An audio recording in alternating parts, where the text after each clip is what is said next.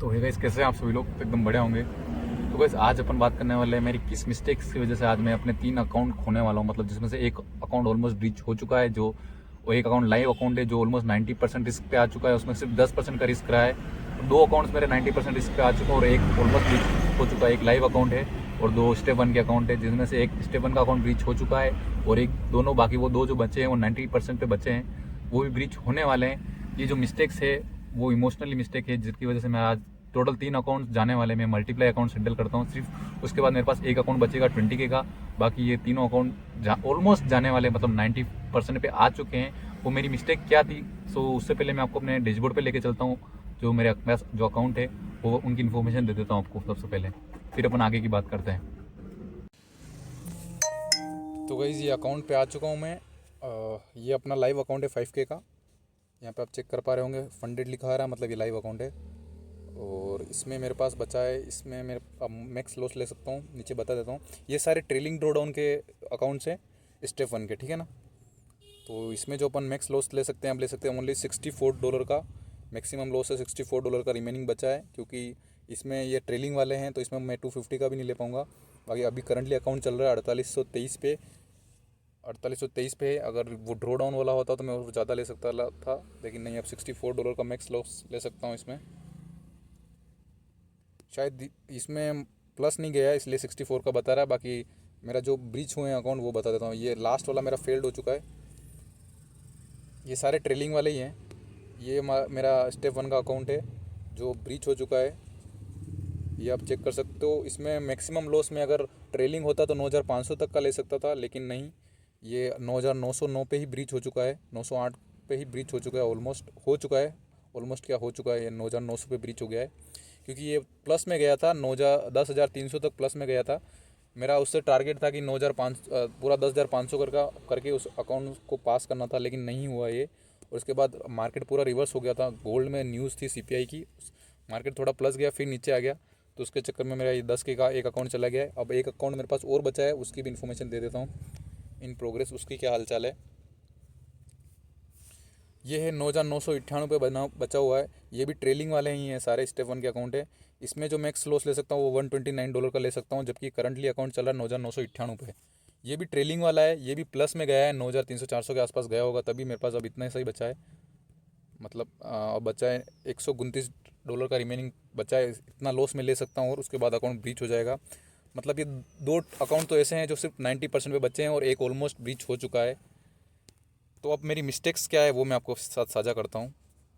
तो गाइस, जो मेरी इमोशंस के साथ जो मिस्टेक्स है वो है विनिंग के साथ हुई थी।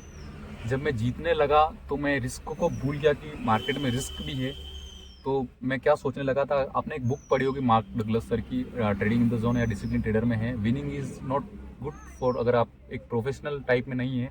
मैं अभी अभी जस्ट मैंने प्रॉफिट बनाना स्टार्ट किया, मैं एक इलाइट ट्रेडर नहीं हूँ, तो मुझे पता नहीं चला और मैंने बहुत बड़ी मिस्टेक कर ली थी। क्योंकि मैं विन कर रहा था, मेरे टोटल 2 पे आउट्स आ चुके थे 20 दिन के अंदर अंदर। तो मैं सोच रहा था कि और भी पे आउट मुझे बाहर निकालने हैं, तो मैं और मल्टीप्लाई ट्रेड्स लेता गया। मैं अपनी स्ट्रेटेजी भूल गया। मैं वो भूल गया कि मैंने किससे वो दो पे आउट्स लिए थे। मैंने हर एक 10 दिन में एक ट्रेड एग्जीक्यूट किया था और मैंने पिछले हफ्ते में ही 2 अकाउंट्स ब्रीच कर लिए हैं और एक, मतलब ये 3 अकाउंट पिछले हफ्ते के ही हैं। जबकि वो जो 2 पे आउट मैंने निकाले थे वो 2 आई थिंक 1 डेढ़ महीने हो चुका था उसमें, और उसके अगले महीने मंथ में आके मैंने ये 2 अकाउंट 90% पे लिया है और एक अकाउंट तो ऑलमोस्ट फिनिश हो चुका है। एक हफ्ते के अंदर अंदर मैंने सारा ये काम कर दिया है। मतलब एक हफ्ते के अंदर ये सारे अकाउंट यहाँ तक 90% तक लेके आ चुका हूँ और एक अकाउंट ब्रीच कर दिया है। मतलब विनिंग में मुझे पता नहीं चला, क्योंकि मैं सोच रहा था कि मैं और पे आउट निकालूंगा अगले इसी हफ्ते। मेरे को नेक्स्ट 19 तारीख को और पे आउट निकालना है, 20 तारीख को। उसके चक्कर में मैं ट्रेड्स पे ट्रेड्स लेता गया। जो अपनी मेरी स्ट्रेटेजी है, मतलब जो मेरी सपोर्ट एंड रेजिस्टेंस में ट्रेड करता हूँ वो नहीं था मार्केट में, मतलब स्ट्रॉन्ग सेटअप था ही नहीं, तो भी मैंने ट्रेड लिए, मल्टीप्लाई ट्रेड्स लिए। उसके चक्कर में मेरे एक अकाउंट ब्रीच हो गया और प्लस ट्रेलिंग वाला है इसमें, तो ट्रेलिंग के चक्कर में मुझे पूरा लॉस भी नहीं ले पाया, तो वो भी मेरे लिए माइनस पॉइंट था। उसके चक्कर में भी मेरे अकाउंट ब्रीच हुए। और प्लस ये winning is not good for me, मुझे पता नहीं चला। विनिंग के चक्कर में मैं भूल गया था कि रिस्क भी है इसमें, और मैं टोटल ट्रेड पे ट्रेड एग्जीक्यूट करता रहा, ट्रेड पे ट्रेड एग्जीक्यूट करता रहा। प्लस अभी मेरे पास सिर्फ एक अकाउंट बचा है 20K का, तो वो भी अभी चल रहा है। तो मैंने इवन प्लस में मैंने नोट्स भी नहीं करे थे कि मिस्टेक क्या कर रहा हूँ। तब जब मेरा अकाउंट ऑलमोस्ट 90% पे आ चुके थे, तब जाके मैंने अकाउंट में अपने ट्रेड्स चेक करे कि मैं मिस्टेक कहाँ कर रहा हूँ। तब मुझे पता चला कि मेरे प्रॉपर सेटअप ही नहीं है। इवन जिस सेटअप पे मैंने पहले प्रॉफिट निकाला था वो सेटअप ही नहीं है, तो भी मैं ट्रेड एग्जीक्यूट कर रहा हूँ। मार्केट जा रहा है, मैं ट्रेड ले रहा हूँ, मतलब जो एक्चुअल में जो प्रॉपर सेटअप है वो है ही नहीं, बिल्कुल भी नहीं है। उन पर मैं ट्रेड्स कर रहा हूँ, मतलब जो मेरे एक्चुअल में सेटअप थे जिनसे मैंने प्रॉफिट निकाला था, मतलब 2 प्रॉफिट मैंने विड्रॉल करे थे, उस बेसिस पे तो मैं चल ही नहीं रहा हूँ। उस स्ट्रेटजी से बाहर निकल के मेरे हिसाब से ट्रेड्स ले रहा हूँ, रेंडमली ट्रेड एग्जीक्यूट कर रहा हूँ, मतलब रेंडमली ट्रेड ले रहा हूँ। तो ये वाली मिस्टेक्स मेरे से हो रही थी आफ्टर प्रॉफिट विड्रॉल के बाद, आफ्टर प्रॉफिट में आने के बाद, मतलब मैंने विड्रॉल मारा उसके बाद ये वाली मिस्टेक्स मैं कर रहा था, जिनकी वजह से आज मेरा अकाउंट आ चुका है। और मैंने अपनी मिस्टेक को वापस चेक करा तो अब मैंने देखा है कि जो मेरी जो एक्चुअल स्ट्रेटजी है वो, मतलब उसमें ट्रेड्स मुझे मिलते हैं 10 से 15 दिन में, मतलब एक हफ्ते के अंदर मुश्किल से एक सेटअप मिलता है, या कभी कभी मिलता भी नहीं है। वो वाली मेरा था, मतलब स्ट्रॉन्ग सेटअप था, उस पर मैं ट्रेड्स एग्जीक्यूट करता था, लेकिन वो मैंने देखा ही नहीं और मैं मल्टीप्लायर ट्रेड्स लेता गया कि विन हो जाएगा आफ्टर ट्रेडिंग, आफ्टर विड्रॉल के बाद, आफ्टर प्रॉफिट के बाद। तो अब मैंने वापस अपने चेकआउट करा है। अब मैंने मेरी जो एक्चुअल स्ट्रेटजी है मैं उसी पे रहूँगा, जो मेरा 20K का 20K का लाइव फंडेड अकाउंट है। प्लस अब जो भी है मैं नया लेने वाला हूँ, उस पर जो मैं एक्चुअल में पहले जैसे वर्क करता था, जिस तरीके से मैंने 2 विड्रॉल निकाले हैं, उसी बेस पे मैं वापस ट्रेड्स लेने वाला हूँ। अब मेरे को मार्केट में वेट करना है और अपने परफेक्ट सेटअप पे ही काम करना है, एक्चुअल मार्केट में रेंडमली काम नहीं करना है। अगर मुझे नेक्स्ट विड्रॉल भी निकालना है और 20K के अपने अकाउंट को बचाना है तो, मतलब विनिंग्स मेरे लिए अच्छी नहीं रही है, मतलब विनिंग्स के बाद मैं इमोशन में आ चुका था, उसके चक्कर में मैंने अपने अकाउंट ब्रीच कर लिए हैं।